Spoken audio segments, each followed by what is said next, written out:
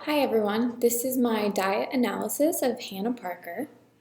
Hannah is a 4-year-old girl who lives in Little Rock, Arkansas. I'm not able to do this analysis with her mom, Adrienne, so I'll do a mock version of it, and I'll begin now. Hi Adrienne, thank you for bringing Hannah in for me to take a look at her nutrition. I've taken her 3-day diet and I used a program to help analyze the approximate values of all the calories, food groups, vitamin levels, and so on that Hannah is getting on an average based on those 3 days. I want to start off by talking about all the good things going on with Hannah's diet. It is great to see that Hannah is not a picky eater. She seems to enjoy a wide variety of foods, including lots of vegetables and fruits. This is a great sign because fruits and veggies are going to play a huge role in her diet, and so it's fantastic to see that she likes so many different kinds and eats them on a regular basis. Hannah is getting most of her vitamins and minerals in the foods that she's eating, and she's within normal ranges for height and weight based on kids her age. So I want to explore the nutrient report that came along with her diet diary so that we can look at things that we want to improve on. So we want to target her calorie intake at about 1,400 calories a day. And she's slightly above that right now. So some things that we can do to help get her to that target is just by limiting those calorie-rich foods and substituting them with some whole foods, some vegetables and fruits, which often will have less calories. Next, we want to add some more fiber to her diet. Some foods that contain fiber are going to be those fruits and veggies and whole grain foods.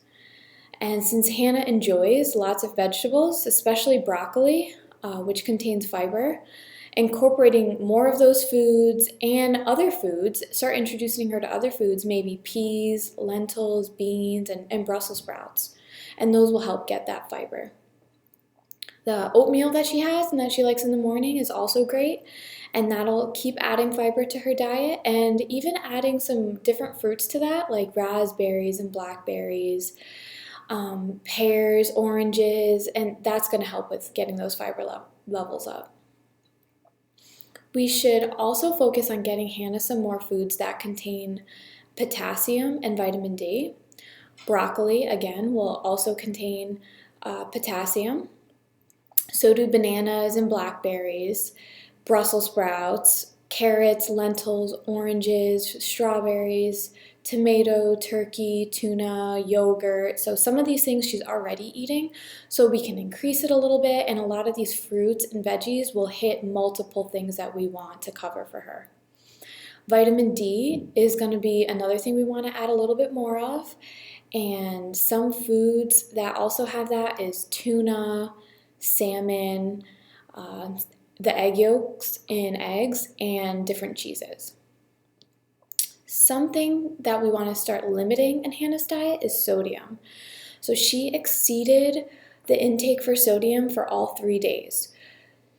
Most children, and especially the diet nowadays, has a lot of sodium in it, and even children can start to show high blood pressure, or it can start to lead to high blood pressure the more sodium that they are consuming. So unfortunately, it is found in a lot of common foods, and these foods include bread and cold cuts, snacks like chips and crackers, a lot of pasta dishes and soups. These contain a lot of sodium in them. So I want you to make sure that you are going to that you read the labels very carefully at the amount of sodium. So they might show that the calorie is low, but the sodium levels are often high in a lot of these foods and soups. We can take a bigger look at Hannah's food groups that she's consuming. And one thing that she's consuming a little bit too much of are grains. So there's two types of grains. There's refined grains and there's whole grains. So the whole grain foods are going to contain a lot of those natural nutrients that we get from grains, whereas the refined grains are going to be those that have been through a process that kind of removes those beneficial substances that we get. And they do that so that it has a better texture and maybe a longer shelf life. However, they remove things like iron and fiber and a lot of those B vitamins that come naturally with those grains. So we want to limit those refined grains and instead incorporate some whole grain foods.